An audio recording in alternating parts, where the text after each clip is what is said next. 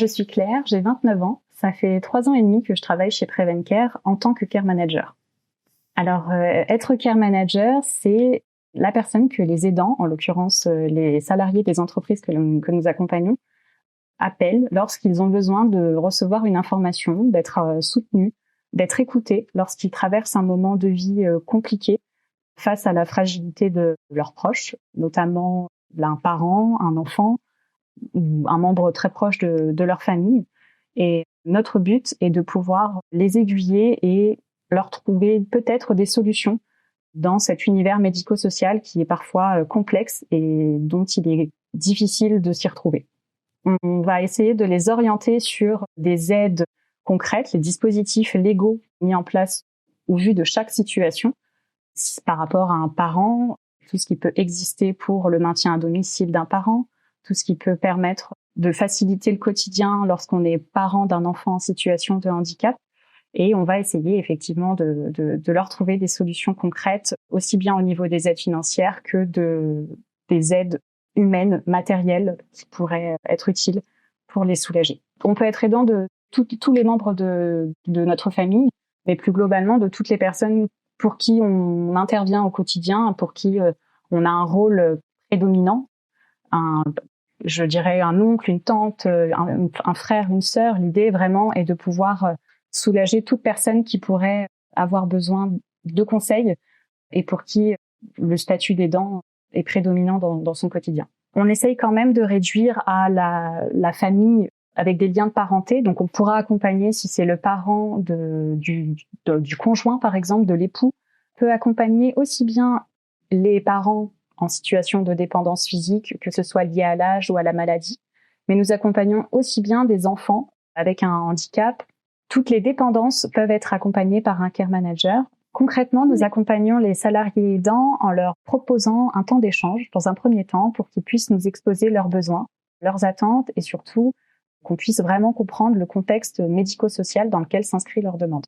À l'issue de cet échange, de ce premier entretien, nous allons pouvoir leur faire une retranscription écrite de ce que nous sommes dit, afin que l'aidant puisse avoir les informations qui ont été évoquées à l'oral sur un plan d'aide, pour pouvoir peut-être, par exemple, le partager à sa fratrie et qui pourra servir de document de référence pour la famille.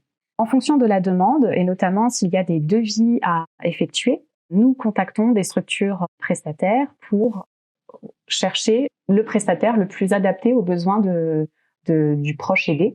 Ça peut être aussi bien de l'aide au maintien à domicile, donc recherche de structures d'aide à domicile. Ça peut être une personne qui viendrait faire les courses, le ménage, ou pour par exemple une personne âgée. Mais également, on peut tout à fait chercher des services de téléassistance, de portage de repas, d'aide aux devoirs pour les enfants, et puis après des professionnels paramédicaux tels que des orthophonistes, des kinés. Nous sommes amenés à rechercher des établissements pour personnes âgées dépendantes, des EHPAD.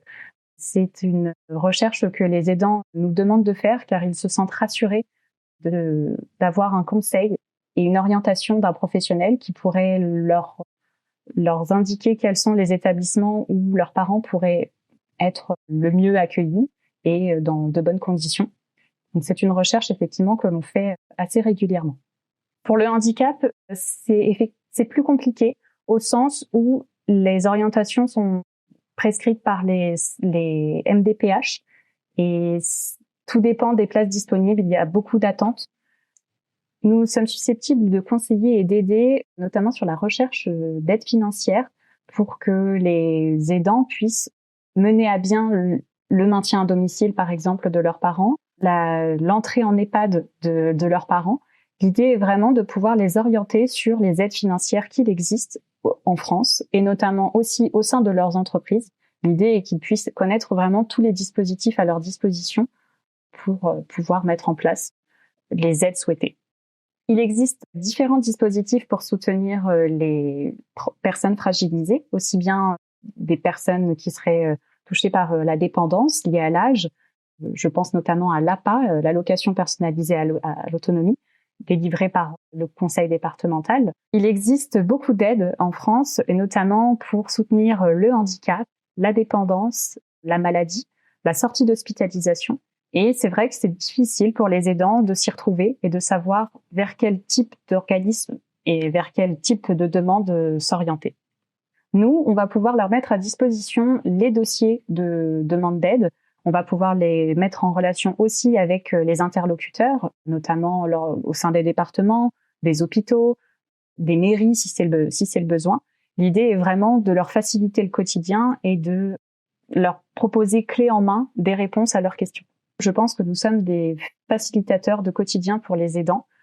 Et l'idée, c'est vraiment de pouvoir, à la fin de notre échange et surtout de notre accompagnement, de se dire que l'aidant a vraiment ressenti une plus-value et un intérêt à avoir échangé avec nous, que ça lui a fait gagner du temps, que ce soit dans son quotidien professionnel, mais également dans son quotidien personnel.